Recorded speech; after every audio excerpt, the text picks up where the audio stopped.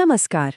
कभी सोचा है कि हमारे सिर के अंदर एक ऐसी चीज है जो एक लाइट बल्ब को जला सकती है, जो खुद को बदल सकती है और जिसमें 300 साल से ज्यादा की वीडियो रिकॉर्डिंग समा सकती है? आज हम बात करेंगे मानव शरीर की सबसे रहस्यमयी और सबसे पावरफुल चीज के बारे में, हमारा अद्भुत दिमाग। तो चलिए इसी सवाल से शुरू करते हैं। क्या दुनिया का सबसे पावरफुल कंप्यूटर सच में हम सबके सिर के अंदर ही है? आज हम इसी कमाल के अंग के कुछ ऐसे चौंकाने वाले सच जानेंगे जो साबित करते हैं कि ये सिर्फ एक अंग नहीं बल्कि एक असली सुपर कंप्यूटर है। हाँ, ये एक सुपर कंप्यूटर तो है, पर आखिर ये है क्या? मतलब असल में ये बना किस चीज से है?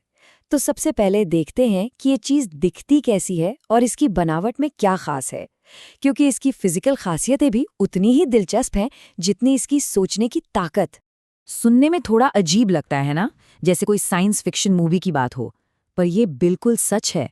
हमारे दिमाग में जो अरबों न्यूरॉन्स हैं, वो आपस में बात करने के लिए छोटे छोटे बिजली के सिग्नल भेजते हैं, और ये बातचीत इतनी तेजी से और लगातार होती है कि सब मिलाकर इतनी बिजली बन जाती है जिससे कोई छोटा मोटा उपकरण चल जाए।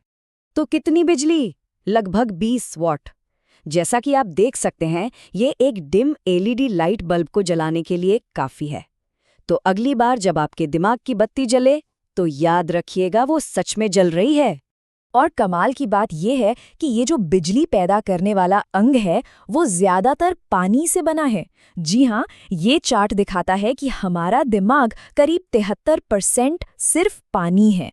हैरानी होती है ना? और ये पानी इसके काम करने के लिए बहुत बहुत जरूरी है। और ये जो 73% पानी है ना, ये बस ऐसे ही नहीं है। इसका हर 1% मायने रखता है। शरीर में पानी की सिर्फ 2% कमी, मतलब हल्का सा डिहाइड्रेशन भी हमारे ध्यान, हमारी याददाश्त और सोचने की शक्ति पर सीधा असर डाल सकता है। मतलब सीधी सी बात है, दिमाग को तेज रखना है तो पानी पीते रहना है। अब दिमाग की एक और अजीब बात, दर्द के बारे में। हमारा दिमाग ही वो हिस्सा है जो हमें बताता है कि हमें चोट लगी है या कहीं दर्द हो रहा है। लेकिन मजे की बात यह है कि दिमाग में खुद दर्द महसूस करने वाले कोई रिसेप्टर्स होते ही नहीं, और इसी वजह से न्यूरोसर्जन किसी इंसान की जगे हुए होने पर भी ब्रेन सर्जरी कर सकते हैं और मरीज को कुछ महसूस नहीं होता। चलिए अब इसके बाहरी हिस्से से हटकर इसके अंदर की दुनिया में झांकते हैं। ये वो दुनिया है जहां हमारे विचार, सपने और यादें बनती हैं, वो चीजें जो हमें हम बनाती हैं। तो विचारों से शुरू करते हैं। जरा इस नंबर के बारे में सोचिए, 70,000। एक अंदाजे के मुताबिक हमारा दिमाग हर दिन लगभग इतने विचार पैदा करता है। ये तो करीब हर सेकंड एक नया विचार हुआ। ये विचारों का एक ऐसा झरना है जो कभी रुकता ही नहीं।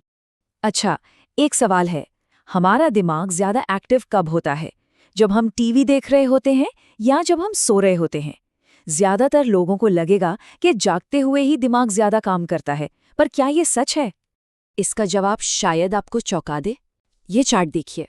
जब हम टीवी देखते हैं तो दिमाग थोड़ा बहुत ही एक्टिव होता है, लेकिन इसके उलट जब हम सो रहे होते हैं, खासकर रेम नींद में, तब हमारा दिमाग फुल ऑन एक्टिव मोड में होता है, कभी-कभी तो जागने से भी ज्यादा। मतलब जब हम आराम कर रहे होते हैं तब हमारा दिमाग असल में सबसे ज्यादा मेहनत कर रहा होता है। तो हमारा दिमाग सोचता है, सपने देखता है, पर ये सिर्फ इतना ही नहीं करता, ये खुद को बदलता भी है। और यहीं पर एक बहुत ही कमाल का कॉन्सेप्ट आता है, न्यूरोप्लास्टिसिटी।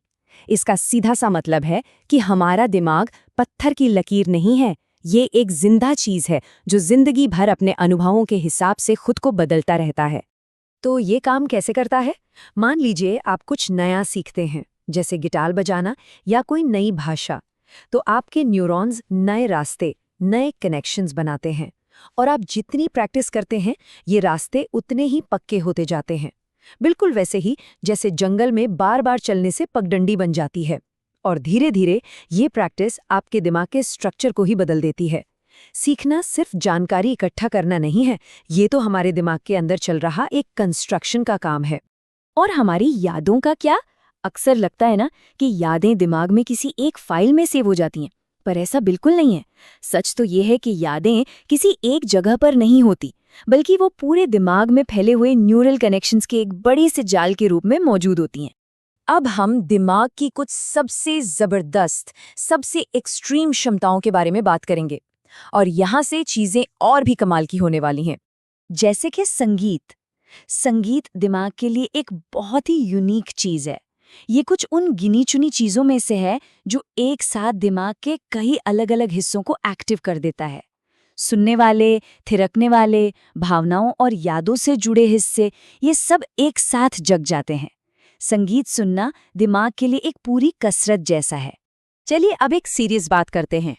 हम सब जानते हैं कि नींद पूरी ना करना कितना बुरा है, पर यह हमारे दिमाग के साथ असल में करता क्या है?